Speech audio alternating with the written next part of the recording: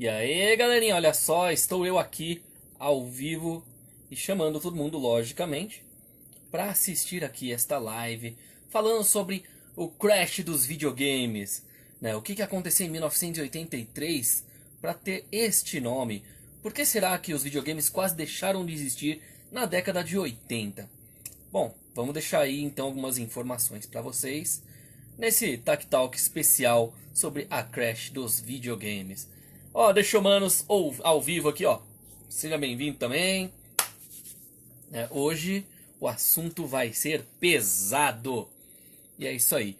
Então, bom, como eu falei, o ano que a indústria quase quebrou. O que acontece, né? Por que eu digo quase quebrou? Por causa de uma simples decisão judicial que podia mudar para sempre o mercado dos videogames. Então, vamos jogar aí então informações. Qual que é o grande detalhe? Imagina o seguinte, você tá ali todo feliz, você tá vendo a evolução dos videogames, deixou de ser apenas um negócio meio esquisito, começou a ter cartuchos, começou a ter o Atari, o Nintendinho. E o que acontece? De repente, pode tudo deixar de existir, pode ter ir tudo por água abaixo. Então, vamos falar um pouquinho dessa história hoje aqui. Ó, o pessoal do Aurodharma Online também. Salve! Atomic Drive também aqui. Estamos todo mundo online, né? Então, basicamente hoje é o dia em que eu vou falar sobre algo polêmico, algo estrondoso no mundo dos videogames, ou seja, no mundo nerd, e que de certa forma também influencia bastante no mundo musical. Bom, os videogames são hoje um dos maiores mercados aí do setor de entretenimento no mundo inteiro. Então, você pode estar no Brasil, pode estar no Japão, pode estar nos Estados Unidos, pode estar em qualquer lugar que seja. Videogame é uma das coisas que mais vendem, que mais trazem lucro, né, de certa forma. Ou gastos, dependendo de qual lado você tá, do cliente ou do que faz o jogo, né? E é uma coisa importante aqui pra gente que trabalha com música, porque justamente todo jogo tem música, tem trilha sonora e coisas do tipo. Ó, o pessoal da Japinha Forever também tá online aqui hoje. Sejam bem-vindas. E é isso aí. Bom, vamos falar um pouquinho mais da importância dos videogames, porque a importância deles rivaliza com grandes estúdios de Hollywood. Não é apenas uma coisinha ou outra, não. É Hollywood, cinema, uma das coisas mais multimilionárias. E do outro lado, o que a gente tem? Justamente os videogames, também uma indústria multimilionária. A gente tem muita coisa. Então, assim, por exemplo, a gente pega o meu exemplo, eu sou um colecionador. Quantos colecionadores existem no mundo? São muitos. Então, você pode ser um colecionador retrô, pode ser um colecionador de jogos novos, pode ser um colecionador de aparelhos de videogame, pode ser um colecionador de artes dos jogos, colecionador de CD de trilhas sonoras e por aí vai.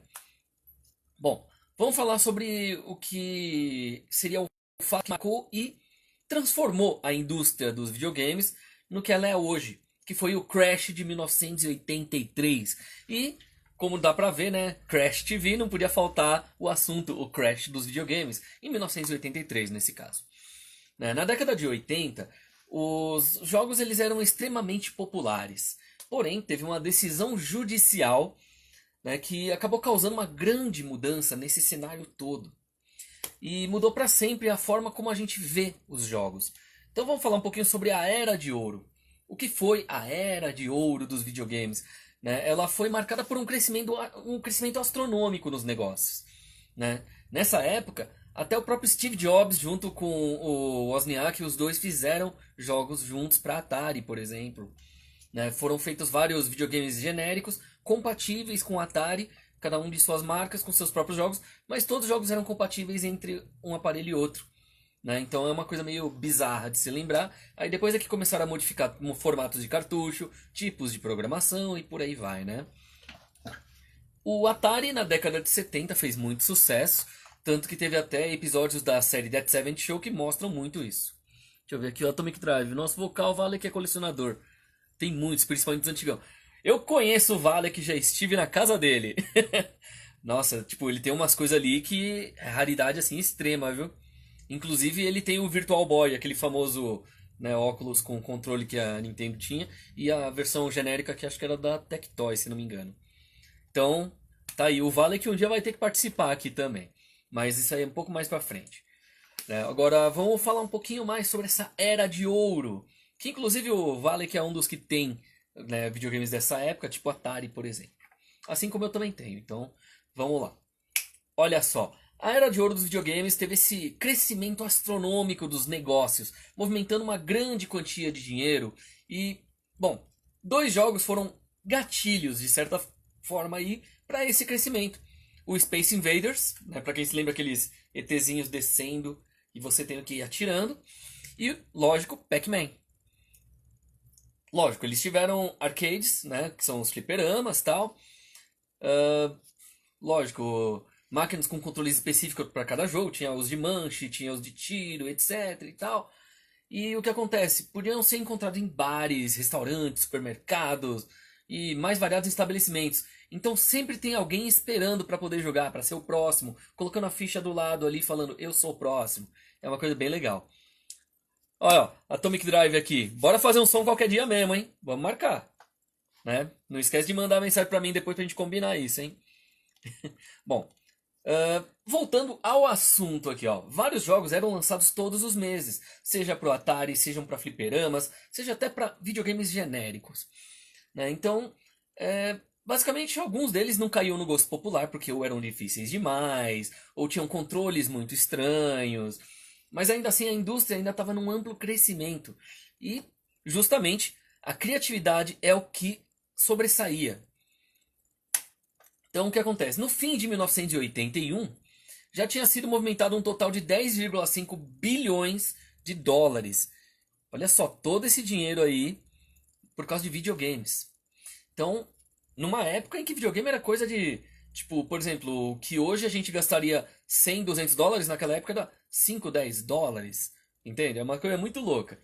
Aí beleza. Então assim, tanto nos arcades quanto nos consoles caseiros, né, teve esse movimentação aí de 10,5 bilhões. Só no finzinho de 81. Aí o que que acontece? Né? O ano seguinte movimentou um total aproximado de 12 bilhões, ou seja, aumentou 1,5 bilhão de dólares. Então são valores superiores demais até, né, se for ver assim o que é produzido por Hollywood e a música pop, por exemplo. Então aí já entra a parte dos filmes, da música e dos videogames. Três áreas de entretenimento das quais eu sou muito assíduo, por assim dizer. Né? Eu coleciono filmes, coleciono jogos e coleciono CDs de música. E lógico, tenho banda, né? Fazer o quê? Lógico que isso tudo, esse crescimento todo, de 10,5 num mês para 12 bilhões no outro mês, né, são valores tão altos que fez com que cada vez mais empresas estivessem aí na produção de jogos. Só que, infelizmente, tudo isso mudou graças a uma decisão judicial em 82. Mas aí as pessoas vão perguntar, afinal, que decisão foi essa? Que foi que aconteceu? Bom, em 79, né, a virada do jogo começou a partir dali. Por quê? Nesse ano de 79, alguns dos funcionários da Atari saíram da companhia e fundaram a Activision. Né? Então, para quem conhece aí a Activision, tem vários jogos interessantes e tudo mais. E aí o que acontece? Eles tinham a intenção de produzir os jogos para esse console da empresa, já que ela não dava os créditos ou pagava royalties aos desenvolvedores. E eles achavam isso injusto. E logicamente, né? Se você cria um jogo, você vai querer ficar famoso com isso, ganhar um royalty em cima, sua porcentagem por você ter criado. Mas lógico, a Atari acabou não gostando da situação e processou a nova instituição, tentando impedir que os mesmos vendessem cartuchos. No entanto, em 82, teve uma decisão da corte que permitiu à empresa trabalhar livremente, o que acabou criando aí um imenso problema no mercado de games. Né? Então, a Activision, provavelmente muita gente aí tem jogos lançados pela Activision que tá lá, formato para Atari mesmo. Né? Então o que acontece? A Activision aproveitou esse bom momento, lançou diversos jogos como Gary Kitchen. Aí a ex-game designer, numa entrevista ao programa G4 Icons, né, falava que costumavam brincar na Activision que era só programar os cartuchos e jogar no ar, que o dinheiro já caía do céu. E é uma coisa bem interessante se a gente for parar para pensar dessa forma, né? Porque assim, basicamente cada jogo que eles faziam vendia entre 500 mil e 1 milhão de cópias. Então tá aí uma boa quantia de dinheiro que entrava só na indústria de videogames, né? Então assim, por exemplo, seria uma margem de lucro extraordinária. Mesmo para os dias de hoje, 1 milhão de vendas. Né? Quem consegue vender 1 milhão de jogos do mesmo jogo? Então, essa decisão judicial acabou abrindo as portas para diversas produtoras entrarem no mercado. Né? Consequentemente, de uma hora para outra, o número de empresas começaram aí a lançar jogos para consoles foi aumentando vertiginosamente, que acabou causando também um novo problema. Várias companhias começaram a lançar seus próprios consoles, o que acabou infestando as lojas de opções. Aí você imagina, tem o Atari, aí você olha para o lado, você vê um Coleco, depois do lado o Amiga, depois o Commodore 64, e você vai encontrando aí um monte de opções, e aí você fica naquela dúvida, qual videogame eu vou comprar? Ah, o mais barato? O mais divertido? Não sei o quê. Só que todos os videogames eram compatíveis com o mesmo tipo de jogo. E olha só, o Denilson também está online, até a Pamela chegou, seja bem-vinda! E é isso aí. Hoje, né, o assunto aqui, como eu falei, é justamente o Crash de 1983. Então, bom, com isso tudo que aconteceu, um monte de consoles nascendo aí por causa de várias empresas, o ano de 82 saturou de consoles, de jogos, etc. Você tropeçava depois a cada 2 metros, você tropeçava em 500 jogos, era uma coisa meio doida. Então o que acontece? Graças a esse problema, tipo, todo mundo começou a lançar seus consoles e infestando as lojas. O CEO da Activision, Robert Kotick, ele disse pro G4 Icons que havia essa percepção de que ele era o errado, mas do dia para noite haviam diversas empresas atrás do mesmo sucesso da Activision. E isso começou a ser sentido no ano seguinte, 1983, que foi justamente com a abertura desse novo mercado que a sua qualidade começou a cair pouco a pouco. Né, o que acabou fazendo com que várias companhias quebrassem e pedissem falência. Isso aconteceu porque produzia muito mais jogos do que se conseguia vender. Nem todo mundo tinha como pagar pelos jogos, como comprar aquilo que estava sendo lançado. Então todo mês, 500, 700, mil e poucos jogos lançados, a pessoa só podia comprar 1 ou 2 jogos no máximo e se tivesse ainda uma boa renda. Né, isso está parecendo muito os dias atuais, se a gente for parar para analisar, né, salários, preços e tudo mais, né? Aí entra o seguinte, isso não afetou diretamente os jogadores, já que era possível adquirir mais títulos por menos custo, né? Então teve o jornalista, o Billy Kunkel, que disse numa entrevista para o G4 Icons que não importava o quão bom fosse o jogo, era difícil vendê-lo por 30 ou 40 dólares, quando com o mesmo valor você podia comprar 15 jogos, mesmo que todos eles fossem horríveis. Então a gente podia ver Breakout, Street Racer, Cassino, Robotank, Wizard of War, Secret Quest, Superman, Super Baseball, Circus Atari, Boxing, Moon Patrol, Laser Blast, Shark Attack era divertido, Sequest, que eu adorava bastante, Super Futebol, Sprint Master, Centipede, Mario Bros, pra Atari antes de lançarem o Nintendinho e tal. Tinha uma infinidade, né? Tinha o Clássico Adventure, né? Que foi o primeiro videogame a ter um easter egg, inclusive. Então a gente tem na história dos videogames já uma quantidade enorme aí. Por exemplo, jogos como Decathlon, que destruía controles, né? E isso acabou atingindo até mesmo as grandes desenvolvedoras. Né? Uma vez que não adiantava mais investir na produção dos jogos que fossem de qualidade, porque os consumidores passavam a se acostumar a pagar pouco em cada cartucho. Então o Gary ainda disse que a indústria quebrou realmente depois do Natal de 83, quando as vendas realmente despencaram, que foi algo em torno de 84% de queda, que foi praticamente para 1/5 do que era vendido antes. Se a gente for parar para pensar naquele crescimento todo e do nada, pá, caiu. Isso causou, lógico, uma grande queda aí nos lucros da indústria e acabou fazendo com que ela praticamente desaparecesse. Né? E aí a decaída representou um percentual de 97% entre os anos de 83 e 85 e acabou só se recuperando muitos anos depois. E aí, como a gente pode ver, uma certa ganância de poucos quase fizeram com que o hobby simplesmente desaparecesse. Né? Foi uma lição aprendida com esse episódio, a gente vê o reflexo até hoje. Né? Quando a gente observa que ao invés de dezenas de aparelhos disputando a preferência do consumidor, a gente tem uma concorrência aí polarizada entre poucas produtoras. Bom, como na história quase tudo se repete, não sabemos ainda se a indústria vai sofrer algo parecido novamente. Mas, logicamente, quem vive essa era de ouro deve saber exatamente essa era do estouro. Então, aí eu pergunto pra vocês, quem aqui teve um Atari, um Nintendinho, um ColecoVision, sei lá, algum desses videogames antigos? Comenta aí, né? Eu posso falar aqui com vocês também. Essa foi uma live que até o momento tá rápida, né? 15 minutos e meio, né? Tipo, nesses primeiros 15 minutos eu meio que consegui resumir a história do Crash de 83.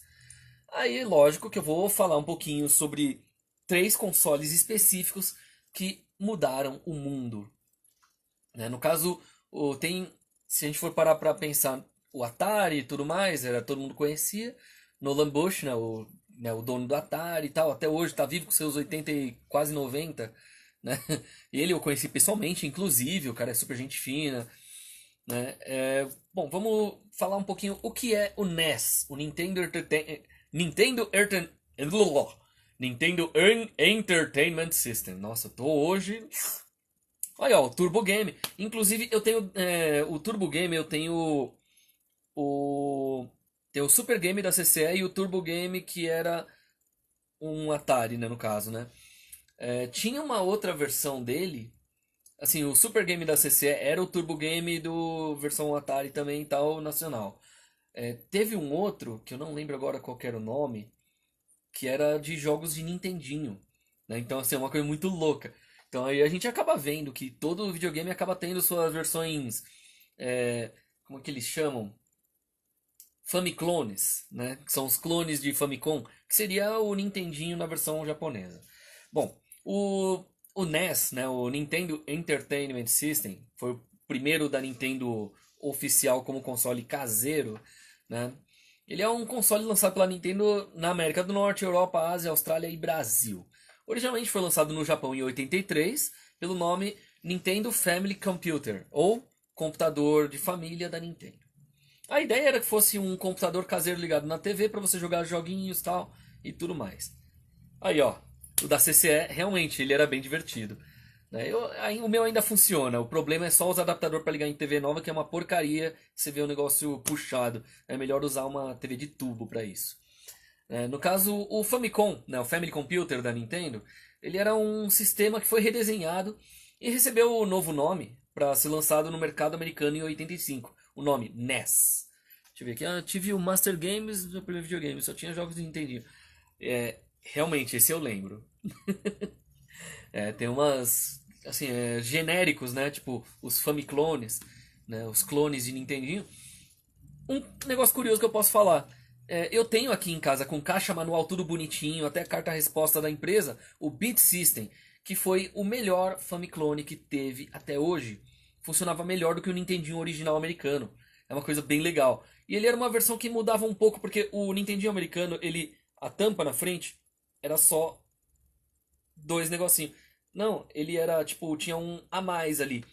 O legal é que você podia pegar os jogos e encaixar lá, apertava e ele reconhecia. Era muito bom. Tudo bem, hoje em dia, tipo, os de cartucho eles foram mudando. Primeiro tinha esse aí, depois tinha outro de encaixar por cima, essas coisas todas, né? O que acontece com os videogames? O Nintendinho nesse caso, vai.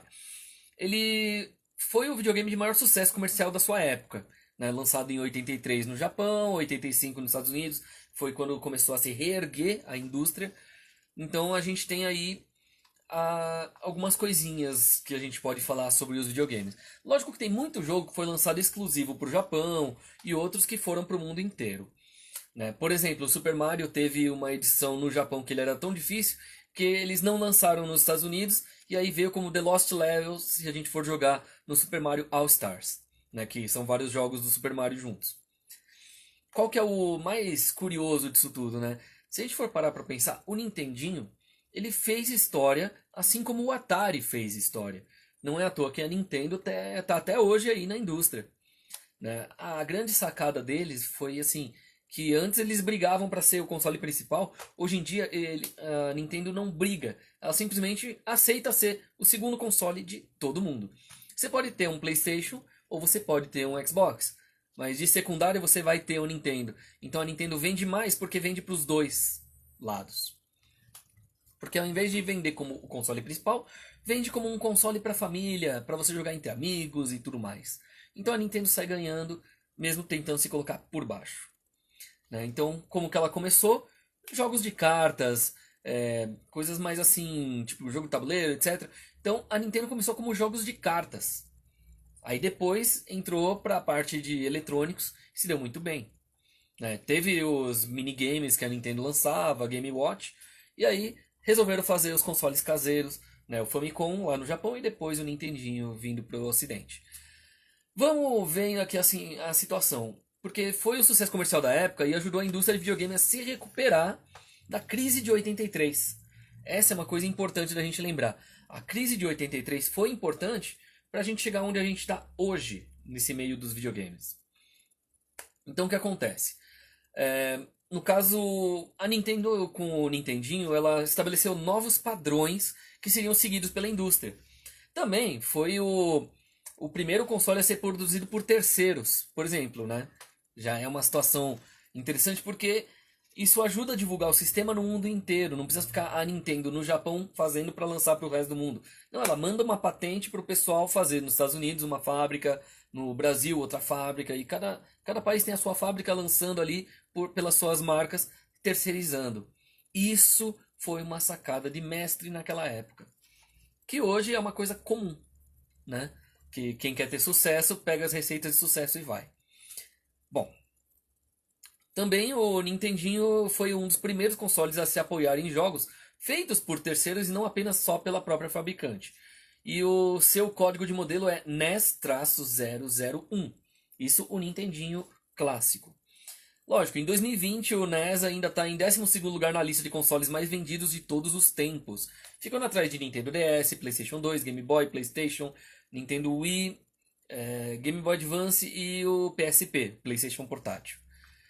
Bom, basicamente o Nintendinho aí ele teve essa história aí dando continuidade ao sucesso dos jogos de arcade lançados no começo dos anos 80, então a Nintendo acabou planejando lançar seu próprio console, né?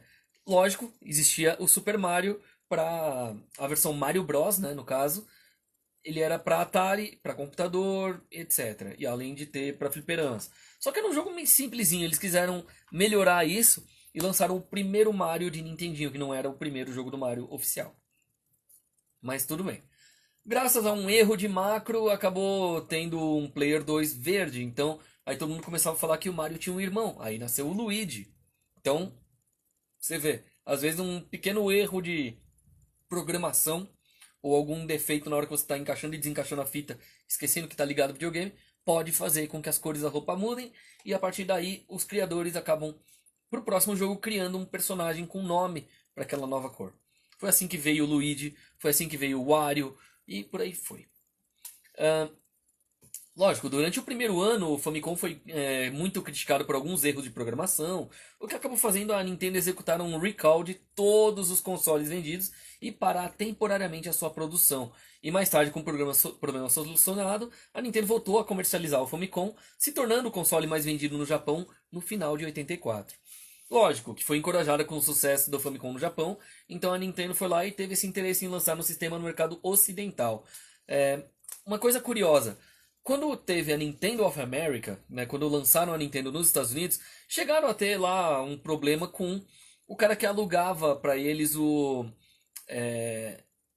galpão onde eles estavam, a sede da Nintendo dos Estados Unidos, a Nintendo of America. E o que acontece? O nome do dono é até uma coisa curiosa, era Mario Segale. Foi dali que deram o nome de Super Mario, homenagearam o cara que veio dar bronca neles porque eles estavam com 2 meses de atraso e deram o nome pro personagem principal deles, né, basicamente. Só que uma coisa curiosa é o sobrenome dele, Segale. Se você tirar o Le, vira só Sega, que acabou se tornando a principal rival da Nintendo na Guerra dos 16 bits, que foi a melhor época da Guerra dos Games, por assim dizer. Foi a grande Guerra dos 16 bits, que até hoje foi a mais saudável e que trouxe mais benefícios para o público. Não apenas para eles, mas para o público. Né? Porque assim, o NES ele foi lançado nos Estados Unidos no dia 18 de outubro de 85, só em Nova York, para teste de aceitação do público, né? Beleza, até aí foram disponibilizadas aí primeiro 50 mil unidades, que se esgotaram muito rápido, o que levou a Nintendo a lançar o console no resto do país em fevereiro do ano seguinte. Então a gente começou a conhecer mais aí os videogames graças ao estouro de vendas. Por quê? A Nintendo fez algo diferente. A Atari, todo mundo fazia videogames iguais à Atari com nomes diferentes. E todos os jogos eram compatíveis. A Nintendo fez um formato diferente de cartucho, uma programação diferente para ser reconhecida, mais cores e tudo mais. Então você agora tinha um background, você tinha mais musiquinhas, você tinha personagens desenhados em vários tamanhos na tela. Foi uma coisa legal. E lógico, né? Tipo, mais tarde o console foi lançado oficialmente na Europa, Austrália e aqui no Brasil pela Gradiente, né? Aí a Gradiente junto com a Nintendo fez uma parceria para dar o nome de Playtronic para o seu segmento aqui de videogames da Nintendo no Brasil. A Playtronic durou bastante tempo até. Foi o Nintendinho, o Super Nintendo e por uma época a Nintendo 64. Na época do GameCube é que começou a desistir ali as coisas e pronto. Depois disso voltou só na época do Nintendo Wii U e aí acabou de vez. Resolveram não fazer mais lançamentos da Nintendo aqui oficiais. Mas a Nintendo nunca saiu do Brasil porque ela nunca esteve no Brasil. Só que representante ela sempre teve e nunca deixou de ter. Então assim, as pessoas elas confundem distribuição e representação, né? Ficou sem distribuidor oficial por um tempo, mas o representante nunca deixou de ser o representante. Ponto, né? Mas isso aí é uma coisa para outra live. Vamos continuar então, porque com o sistema, apesar de ter a concorrência com o Master System da Sega, ele se manteve na liderança do mercado japonês e americano durante uma década inteira. Lógico, na década de 90 teve a renovação tecnológica e o sistema foi substituído por consoles mais modernos. A Nintendo norte-americana continuou dando suporte ao console até 95, quando a sua produção foi encerrada de vez. Bom, no Oriente, a Nintendo japonesa produziu uma nova versão do Famicom chamada de Famicom AV, né? E manteve seu suporte de assistência técnica até outubro de 2003. Né? Então, assim, foi quando oficialmente descontinuou o sistema por não ter mais peça de reposição mesmo. Isso deu ao sistema um tempo oficial de vida de 20 anos. Foi o maior entre todos os consoles lançados até hoje. Né? Muitos consoles duram 2, 4 anos e lançam já a próxima versão, sabe? Então, o maior tempo de oficial mesmo de vida foram 20 anos. Apesar de ter muitos clones de alguns videogames até hoje, mas a maioria é de Nintendinho ou de Mega Drive, que são os dois videogames que mais deram sucesso. O curioso é que o controle tinha um formato de um paralelepípedo. Né? Botões A, B, Select, Start e possuía os direcionais em formato de cruz. Né? Seria o primeiro console caseiro a vir com esse recurso. O controle foi desenhado por Gunpei Yokoi, que também já tinha utilizado botões direcionais em alguns jogos do Game Watch. Né? O NES 101, que foi a segunda versão do console, vinha com um controle mais arredondado, semelhante ao do Super Nintendo. Né? Mas ainda assim foram mantidas as mesmas posições do controle. Teve outros acessórios, tipo o Famicom 3D System, que era um acessório que consistia num óculos com telas de cristal líquido, que simulavam a sensação de profundidade da tela. No Master System também tinha óculos 3D, eram bem legais, e a gente achava que aquela coisa 2D estava vindo na nossa direção. Missile Defense diz tudo. O Family Basic, né, que era um acessório que consistia num cartucho e um teclado, que servia para fazer programas utilizando a linguagem BASIC. Então, para quem gosta de programação, era um bem interessante. Family Computer Disk System, que era para você permitir o uso de disquetes. Você encaixava embaixo do aparelho e você usava disquetes. Tinha jogo do Zelda, do Kamen Rider. Se não me engano, o Kamen Rider Black teve jogo para disquete.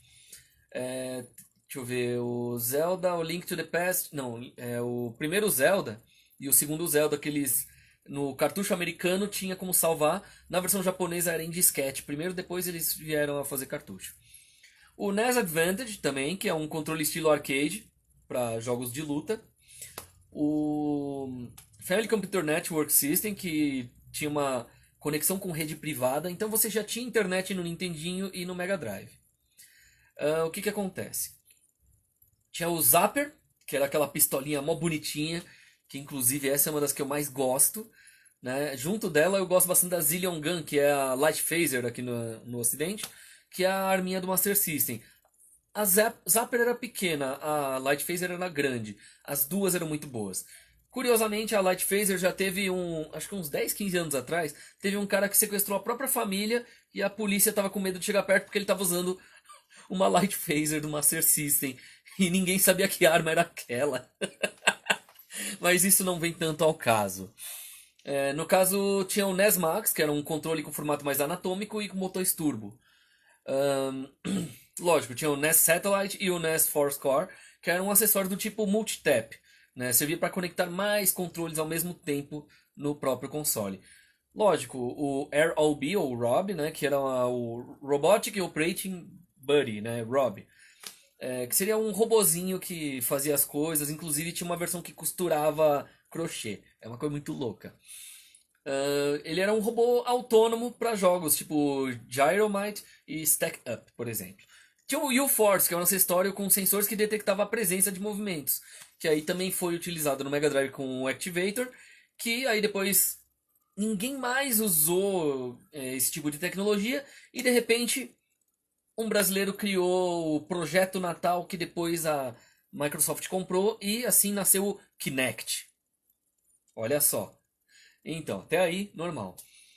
O Power Glove, uma das melhores coisas que já foram feitas, apesar de ser uma das piores coisas também já feitas, no caso, para Nintendinho. Por quê? A Power Glove era uma luva, né? Eu não tenho ela aqui em casa, mas eu ainda pretendo conseguir. Tanto a pirata quanto a original eu pretendo. Ó, o pessoal da Soldier Blues e da Mantra Oficial estão de volta. Sejam bem-vindos. Ó, então, a Power Glove era uma luva com controle e sensores de movimento. Né? Ficou notável por ser um dos objetos de interesse no filme The Wizard, ou o gênio do videogame. Né? Para quem assistia aí a série Anos Incríveis, né? Então a gente tinha o Kevin Arnold, o principal, né? Que era o Savage, eu sempre esqueço o primeiro nome dele.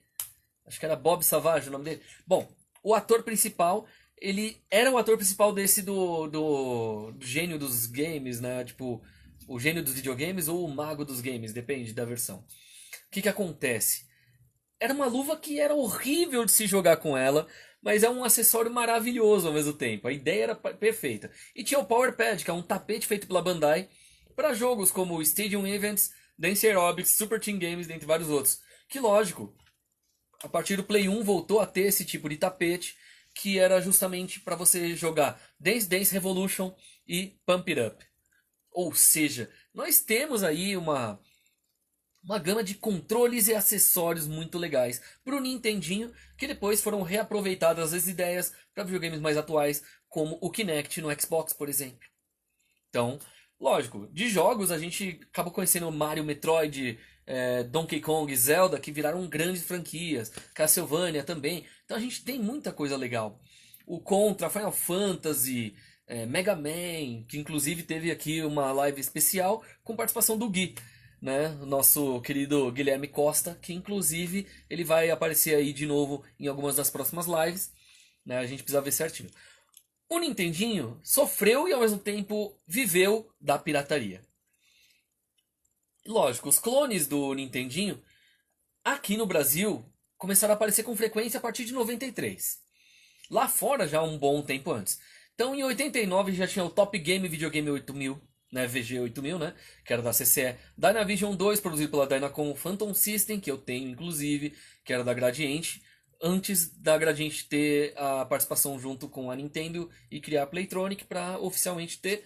Então tinha o Phantom System, que era o formato do Atari 5200, 5700, não lembro agora o nome certo, que era o formato que eles usaram para fazer o Phantom System. Era o Nintendo com formato de Atari, por assim dizer. E também tinha o Beat System, que, lógico, é um console semelhante ao NES produzido pela Dismac. Para mim, o Beat System é o melhor clone, porque ele é melhor do que o original, o console. Ele funcionava melhor, o hardware e o software dele. Bom, enquanto o primeiro e o segundo utilizavam um slot de cartucho de 60 vias compatível com o Famicom, os outros dois eles usavam de 72 vias, que aí seria compatível com o NES americano. Por isso que era bom ter os dois, né? Afinal, a gente tinha as fitas japonesas pequenas e as fitas americanas grandes. Né? E, inclusive, eu tenho aqui uma fita, várias fitas de cada um deles, mas eu tenho uma fita do Super Mario 2, né, do Nintendinho versão americana grande, autografado pelo dublador do Mario, que só veio a ter dublagem a partir do Nintendo 64, mas tudo bem. Mas tudo bem, o negócio é meio doido mesmo. Lógico que não só de Nintendo vive o mundo. Então vamos falar do Master System, que é um console de videogame de 8 bits produzido pela Sega para concorrer com o Nintendinho. Lógico, ele foi lançado muito tardiamente.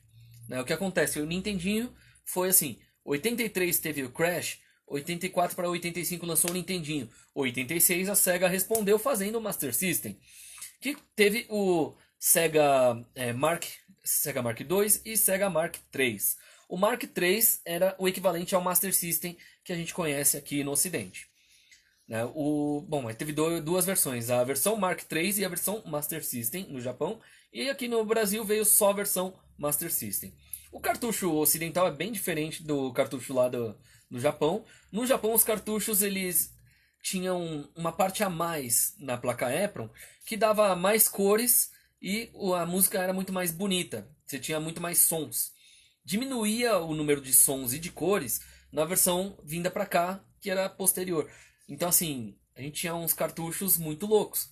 Né? E tem um amigo meu, inclusive, o Spencer Hart Stack, né, que ele trabalhou, não sei se ainda está lá na divisão do Xbox da Microsoft, mas a gente trabalhou junto na antiga UZ Games, quando tinha uma no Shopping Ibirapuera, tinha de rua aqui no Ipiranga, e por aí vai.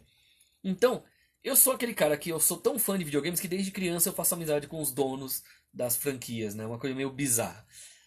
Bom, lógico, como eu estava falando, o Master System foi inicialmente lançado no Japão em 86, o ano que eu nasci.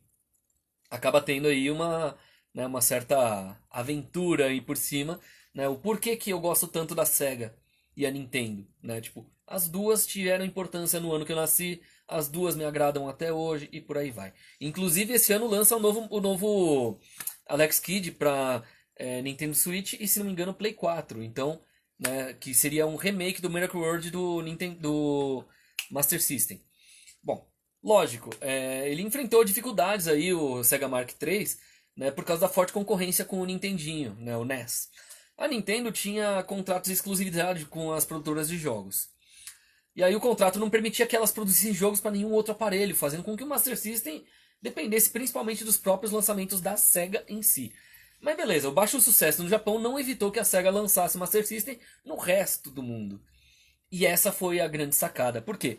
Nos Estados Unidos, o domínio da Nintendo também era muito grande, logo a Sega teve que vender os direitos de comercialização do Master naquele país para uma empresa chamada Tonka, que não conseguiu fazer um trabalho eficiente de divulgação e distribuição do console, e acabou fazendo com que a popularidade do aparelho fosse muito baixa. Só que, em 1990, quando teve o lançamento do Sega Genesis, ou Mega Drive, como a gente conhece mais aqui, o Genesis era dos Estados Unidos, o Mega Drive do Japão, aqui veio o hardware americano com a carcaça japonesa e aqui virou o Mega Drive americanizado, só que com o nome japonês. É uma coisa muito louca. Né? Nome de míssil, inclusive, se não me engano, míssil nuclear. Mas até aí o que acontece? A SEGA acabou recuperando os direitos de comercialização do Master System nos Estados Unidos e lançou uma versão com um novo desenho, que aí era o Master System 2, que aqui no Brasil veio como Master System 3, que é aquele mais redondinho e pequenininho. Eu gostava mais do quadrado grande, era mais bonito. Mas tudo bem. Aí entra outro detalhe, que esse novo modelo era mais barato, mas por outro lado foram removidos o botão de reset, por exemplo, a entrada para óculos 3D, então os jogos 3D não funcionavam nele, que acabava impossibilitando a utilização do acessório dos jogos em forma de cartão, por exemplo, né, que eram os Sega Cards, que eram muito legais, mas no Brasil a gente acabou não vendo eles. Aí ó, o Atomic Drive tem Mega Drive 3. Curiosidade, eu tenho 14 Mega Drives de modelos diferentes. Mega Drive 1, 2 e 3, Genesis 1, 2 e 3, o Mega Drive 2 europeu, o Mega Drive 1 japonês eu tenho dois, um chaveado e outro não. Né? Curiosamente, um é série A, que o código de série A ele não foi vendido para pessoas comuns, era apenas para programadores que iam fazer jogos. Esse aí, a maior raridade de Mega Drive é esse. Sem contar também o da Coreia, mas esse não vem muito ao caso. Um dia eu mostro minha coleção aqui. Ou quem sabe lá no YouTube a gente descobre aos poucos. Bom, lógico que na Europa aí tinha É uma história bem diferente. O Master System foi bem aceito e se tornou popular. Alguns desenvolvedores europeus ainda produziam jogos para o Master System e o aparelho teve suporte da SEGA europeia até 96, né? Lógico que teve o contraste com a SEGA americana, que desistiu do console já em 92. Né? No Brasil tivemos um monte de jogos aí que foram lançados durante muitos anos tanto para Master System quanto para Mega Drive. Tanto que assim, ó, vamos falar já que a gente vai falar do Brasil, então vamos falar Master System no Brasil, o que foi? O Master System ele marcou o início da parceria da Tectoy com a Sega, que é a fabricante de Nintendo, de brinquedos brasileira, né? A Tectoy no caso, teve a fabricação de consoles da Sega e tal. As duas já tinham trabalhado no licenciamento da pistola de luz Light Phaser do Zillion, que chegou no mercado em abril de 88. Foi lançado oficialmente aqui no país em setembro de 89 e tal, e atingiu um grande sucesso. O preço original, no entanto, né, era alto para os padrões da época. Então, assim, no lançamento do Master System era tipo 1.500 cruzados novos. E acompanhava dois jogos. Até aí normal. E os dois periféricos, né, a pistola e o óculos 3D, eram vendidos a 180 e 500 cruzados novos, respectivamente. Durante o período inicial de vendas, aí já entra aquela coisa, né? Teve como principais concorrentes no país o Dynavision 2 e o Phantom System, que era Nintendinho, né? Basicamente, clones do Nintendinho, no caso. Com expectativa de produzir 100 mil unidades do console em 89, a Tectoy conseguiu entregar só 89 mil dessas unidades aos revendedores. Cara, imagina que números loucos, né? Tipo, hoje em dia, quem nunca ouviu falar em Master System ou Mega Drive ou mesmo no Nintendinho? Só que aí vem aquela coisa da guerra dos videogames, né? Então, na época, o lançamento do Master System foi considerado um sucesso de vendas. Era estimado para 40 milhões o faturamento da Tectoy em 89. E acabou contabilizando o quê? 66 milhões. Ou seja, 26 milhões a mais do que eles esperavam. Cara, esse é aquele momento em que a SEGA falou: pera, esse país aí tem o nosso jeito. Esse país quer o que a gente faz. Mas beleza, até aí. Lógico. A empresa trouxe para o país o Hotline, que é aquele serviço eletrônico de dicas que você telefonava e pedia a dica do jogo, por exemplo. Né? E, lógico, tinha um clube para sócios, que é o Master Club, e tinha até uma apresentação no programa Master Dicas nos intervalos da sessão Aventura na Rede Globo. Mas isso aí só quem viveu naquela época que vai ter visto e conhecer um pouco. Lógico que o mercado brasileiro recebeu adaptações de vários títulos. O California Games virou jogos de verão, que inclusive eu gosto das duas versões, né? Lógico, algumas tiveram alterações meio complexas, como troca de personagem. Por exemplo, a gente vê aí Mônica no Castelo do Dragão, que é da Turma da Mônica, baseado no Wonder Boy em Monsterland. Ou então a gente tinha o Chapolin versus Drácula, o Duelo Assustador, que foi uma versão do Ghost House. Só que era o Chapolin, cara. Tipo, só que é um jogo que só tem no Brasil, não tem no México. De onde veio o Chapolin, cara. É um negócio muito louco. Então existem jogos que só existe a versão da Tectoy. Teve porte de Street Fighter 2 que só existiu no Brasil no Master System. Lá fora não existe para Master System. A versão do Master System seria um porte do Game Gear lá de fora. Então a gente tem aqui a versão pro Master. E por aí vai. A gente teve um monte de coisa bizarra. Lógico, o que acontece? Para estender a vida útil do console também teve essa conversão dos jogos do Game Gear pro Master System. Né? Vamos dar um exemplo, Sonic Blast. Seria o equivalente ao Sonic 3, só que de Game Gear e de Master System. Sabe? É um negócio muito louco. Ó, Bruno Monticelli da banda Monticelli. Deixa eu ver, Tomás Batista também entrou. Olha só, agora o pessoal tá chegando aqui. Então, o que acontece? O Master System ele é um videogame que marcou uma geração, assim como o Nintendinho e assim como o Mega Drive viria a fazer logo em seguida. Bom, lógico, né? Pouco mais de um ano depois do lançamento do Master System, a Tectoy trouxe oficialmente para o Brasil o sucessor, o Mega Drive, que inclusive é o meu favorito, né? Em dezembro de 1990. Só que lá fora já tinha antes de 90, já no fim dos anos 80, o Mega Drive já estava lá. Bom, o portátil da Sega Game Gear também foi lançado aqui em agosto de 91. O meu ainda preciso trocar a tela, né? Eu pretendo ainda colocar uma tela melhor, né? E lógico, não podia faltar o Master System sem fio, né? Que é o Master System 3 Super Compact, né, que seria a opção de pilhas ou ligar na tomada. Só que de todo jeito você precisava encaixar uma caixinha na TV, então não era tão sem fio assim. Né? Mas tudo bem, mas você tinha a entrada de cartucho em cima e ele era o próprio videogame, era o controle. Tinha o Mega Jet do Mega Drive, mas esse aí era exclusivo para linhas aéreas, né? Então assim, só dentro do avião que você tinha ele para jogar. E aí, graças a ele, acabou nascendo o Sega Nomad, que só foi lançado lá fora, que era um Mega Drive portátil com telinha e tudo mais, ao estilo do Game Gear, mas isso é outra história, quem sabe outra live. Bom, lógico, em termos de modelos específicos, o Master System foi o lançamento brasileiro, que era o mesmo vendido nos Estados Unidos. O Master System 2, que foi lançado de forma independente pela Tectoy em abril de 91, por exemplo, né, era idêntico ao original, mas com preço reduzido, 70 mil cruzeiros. Já não era mais cruzados novos, já era cruzeiros. E a inclusão do Alex Kidd em Miracle Road, né, que é o que vai ser relançado esse ano numa versão que você aperta um botão retrô, aperta outro botão atual, moderno, né? Esse aí vai ser bem legal e eu pretendo fazer gameplays no meu canal do YouTube. Logo logo eu trago informações para vocês sobre isso também. Lógico, assim, a gente teve aí uma mais recente em 2011, o Master System Evolution, com um preço de R$ 199 e 132 jogos na memória. Né? Então, assim, a gente pode encontrar ainda versões do Master System em lojas físicas no Brasil até hoje, novinhas, assim, lacradas e por um preço modesto, de certa forma, né? 100, R$ 200, dependendo do modelo. O perfil do consumidor do Master System foi sendo alterado conforme as novas gerações de consoles chegando ao mercado aí, fazendo aí com que a Tectoy se reposicionasse aí com seu produto, né, com preços mais acessíveis em relação aos novos concorrentes, né? Lógico, dessa forma aí em 2012, junto do Mega Drive, vendia 150 mil unidades por ano, o que acabou permitindo que mantivesse liderança em vendas nos videogames aqui do Brasil. Só que, lógico, com uma base instalada de 5 milhões de consoles, permanece na fabricação mesmo mais de 20 anos depois do seu lançamento.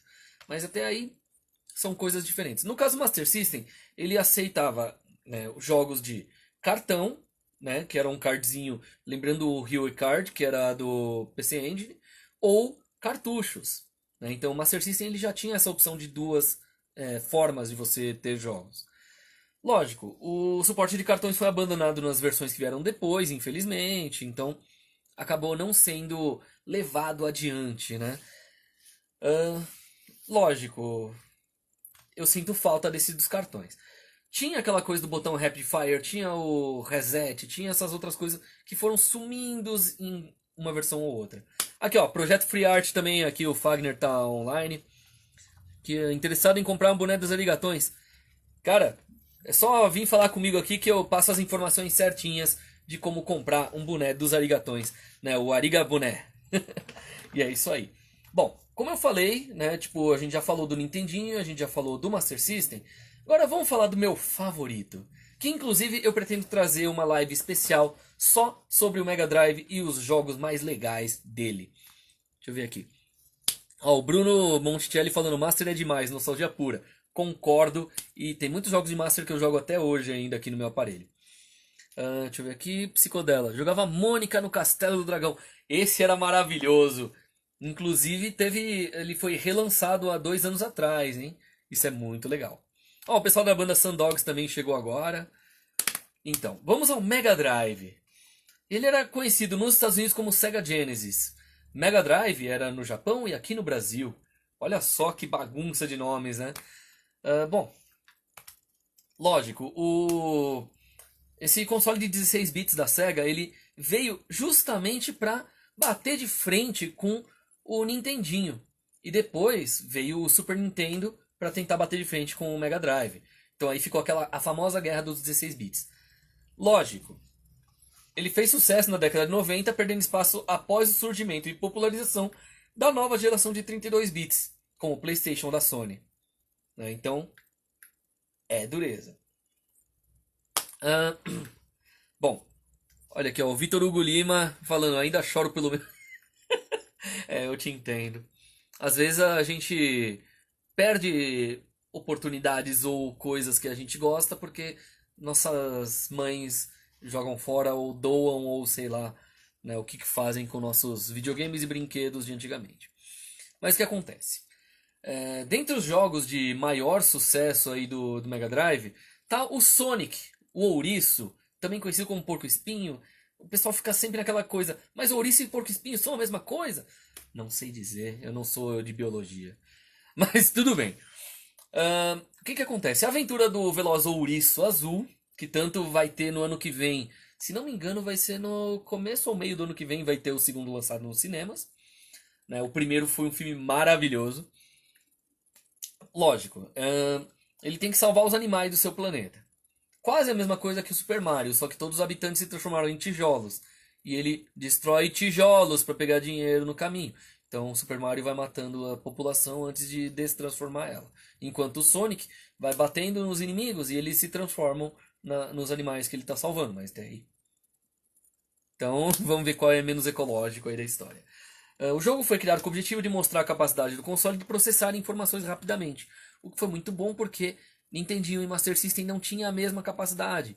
Ele mostrou nos 16 bits, desde o começo ele já mostrava jogos que usavam no talo os 16 bits.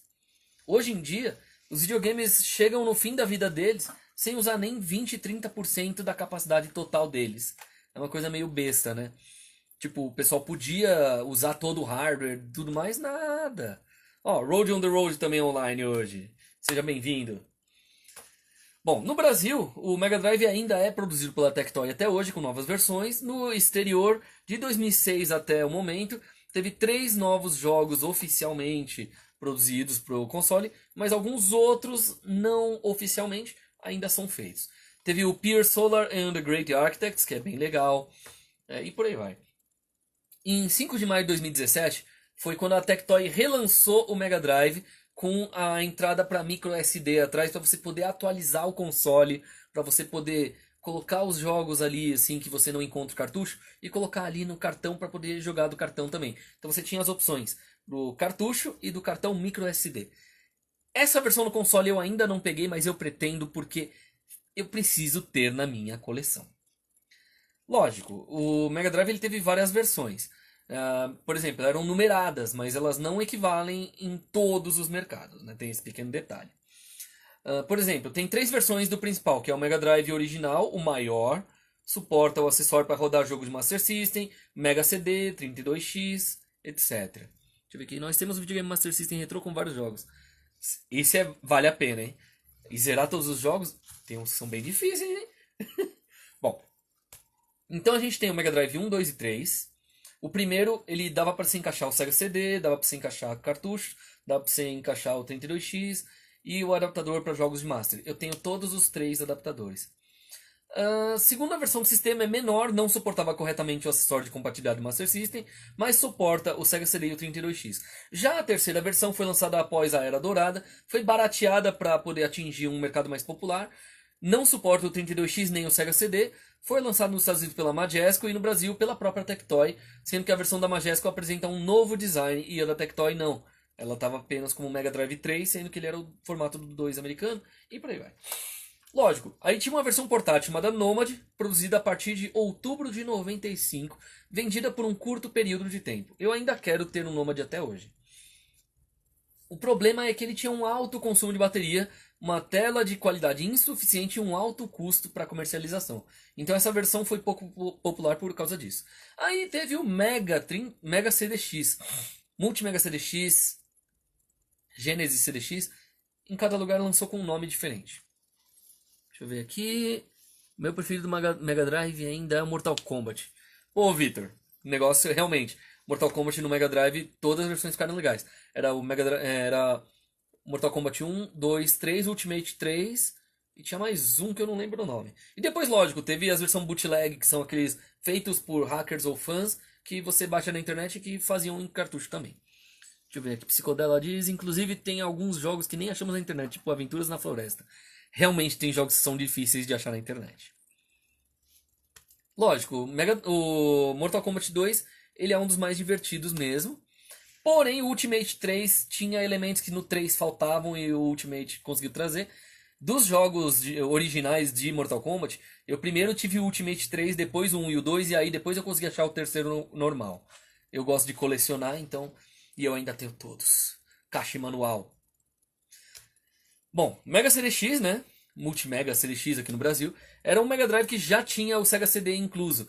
E também podia ser usado como Discman. Né? Eu tenho dois, o Genesis CDX e o Multimega CDX da Tectoy. Né? Então o Genesis seria a versão da Sega americana. Eu tenho os dois em casa, os dois funcionam perfeitamente. Só que tem jogos de Sega CD que não rodam nele, tem jogos de cartucho que não rodam nele. Infelizmente. Então por isso que é bom você ter todas as versões do aparelho. Né? O detalhe é que você podia usar duas baterias AA. A famosa bateria pilha pequena. E o AAA é que seria o pilha palito, no caso. Né? Mas tem muita gente que chama de palito a pequena e a pequena de palito. É uma coisa muito louca. Mas tudo bem. O Mega CDX é consideravelmente maior e mais pesado que os reprodutores portáteis de CD disponíveis no mercado. Por exemplo, os Discman da Sony. Mas eu adorava levar ele para todo lugar para jogar videogame, dentro da mochila. A Tectoy ainda hoje produz Mega Drive em versões mais baratas, lógico, voltadas ao mercado popular, e atualmente produz só o MD Play, que é uma versão portátil do console, lançada em 2009. Ao contrário do Nomad, né, não possui entrada para cartucho, só para cartão SD para expandir a biblioteca de 20 jogos na memória. Lógico que tem outros recursos que incluem a tela de LCD, né, de alta resolução, bateria interna recarregável e tal. E é a segunda versão móvel da Tectoy, depois do Mega Drive portátil, né, que foi lançado em 2007 sem método de expansão. Mas tudo bem. Lógico, as últimas versões tradicionais da Tectoy não tinham entradas para cartucho, e isso não ajudava muito, só permitia apenas os jogos já salvos na memória interna. Para compensar, a fabricante criava jogos novos originais inspirados em games da época. Por exemplo, teve o Mega Drive 3 de 2008, que tinha entre seus 81 jogos na memória, versões de 4 jogos da EA ou Electronic Arts, baseadas nas suas versões para celular. Era o FIFA 2008, Need for Speed, Pro Street, The Sims 2, SimCity. E teve o Mega Drive 4 Guitar Idol de 2009, que tinha duas versões. Uma com 87 jogos na memória e outra com 100. As duas tinham um jogo semelhante ao Guitar Hero e tinha um joystick em formato de guitarra. Aliás, eu vou mostrar para vocês uma coisa. Olha só, isso eu nem ia mostrar hoje, mas agora eu vou. Ó, pera aí.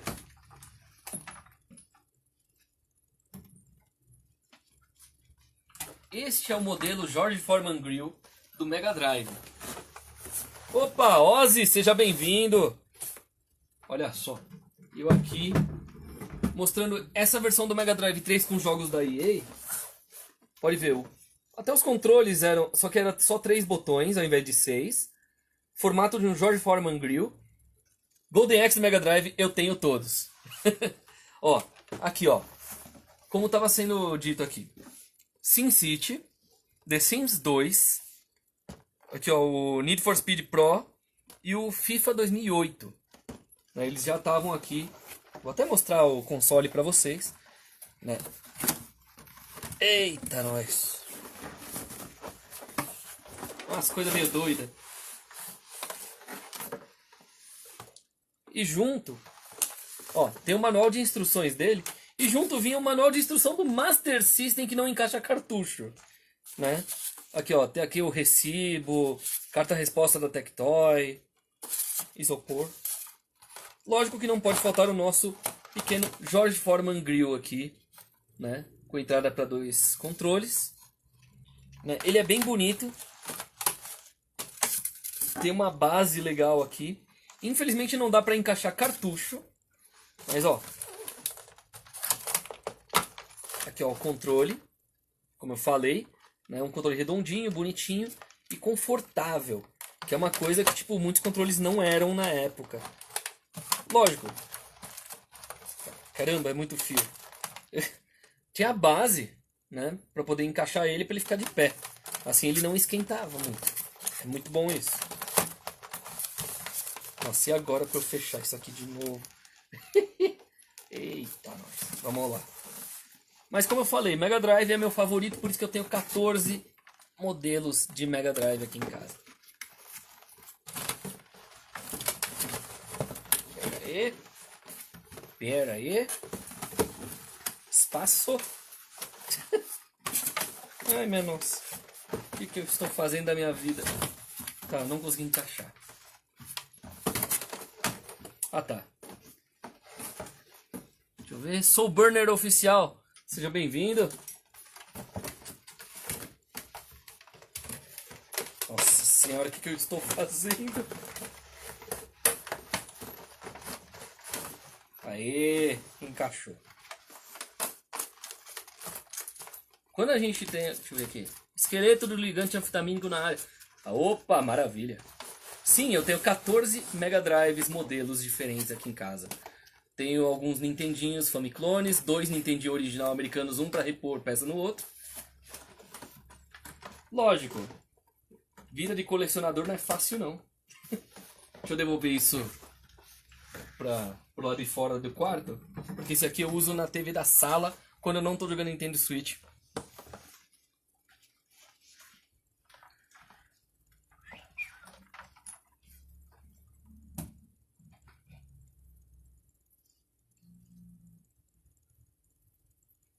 Lógico que eu tenho que mostrar coisas bonitas aqui, que tem a ver com temas que vão vir em breve. Pera aí. Olha só. Quem gosta de Suzumiya Haruhi no Yutsu? Aqui, ó. Esta boneca aqui, que vinha com o jogo do Wii. Porque a boneca é compatível com o jogo. Inclusive esse aqui, ó.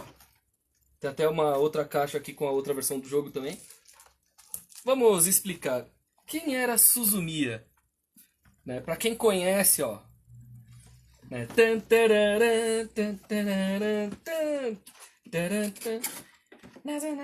Então, vamos lá. Vamos mostrar. Aqui, ó. Essa edição de colecionador que só tem no Japão. Vinha com as suas bases.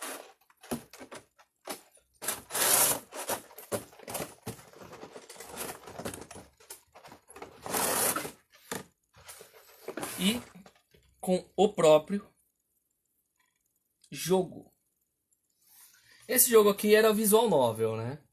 Então, basicamente você tinha que conversar, só que você tem que saber japonês para saber o que você vai escolher ali. E lógico, tinha algumas partes que você tinha que dançar, tinha que fazer essas coisas todas. Era muito legal. Isso aqui é uma edição de colecionador muito, muito limitada. E lógico... Não, eu não vou abrir essa aqui porque eu até coloquei. Mas assim, aqui também, essa outra vem com outro jogo, né? Além da personagem e da sua base. Então, a gente vê assim, uma evolução nos videogames de uma forma. Deixa eu ver, ó. Dá pra ver que ela tá até carregando aqui na mão o controle do Nintendo Wii. Aí, qual que era a empresa que fazia esse? Caramba, eu lembro que tinha uns jogos que eram da SEGA e outros que não. Esse aqui não é. Mas faz parte. Então o que acontece? Os videogames tiveram aí suas vidas estendidas.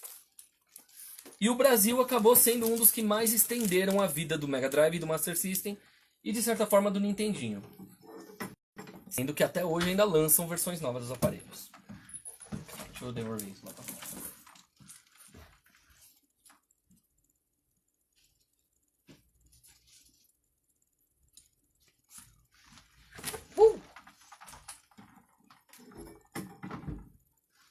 Lógico, não é à toa, né, que os videogames continuam crescendo cada vez mais no mundo inteiro.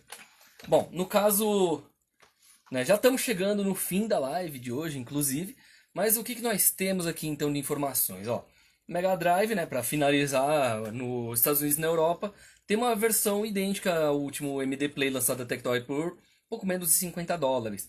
Lá fora o Mega Drive portátil é produzido pela AT Games, né?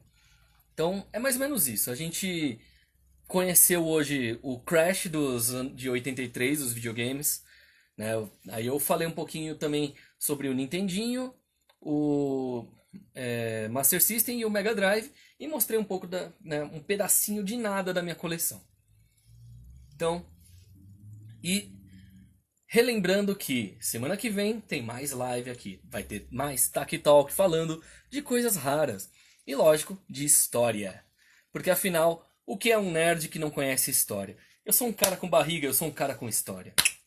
É isso aí. Bom, hoje tivemos aqui essa live especial do Crash de 83.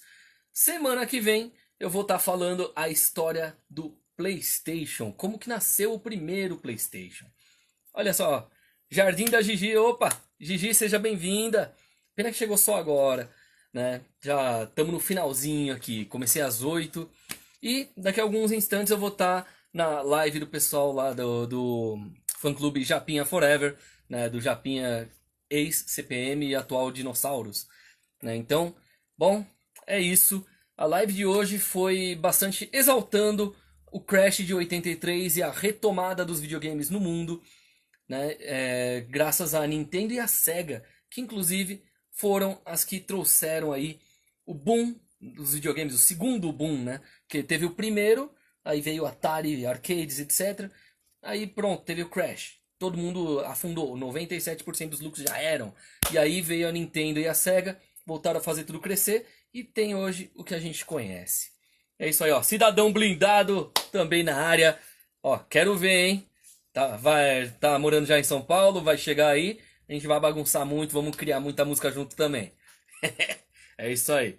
Então, a gente se vê por aqui. Reprises dessa live também lá no meu canal no YouTube, Yatalog, YATTALOG. E vamos que vamos, porque em breve eu trago mais informações e muito mais nerdices e música pra vocês. É isso aí. Em breve tenho novidades, hein? Então, a gente se vê por aqui na Crash TV.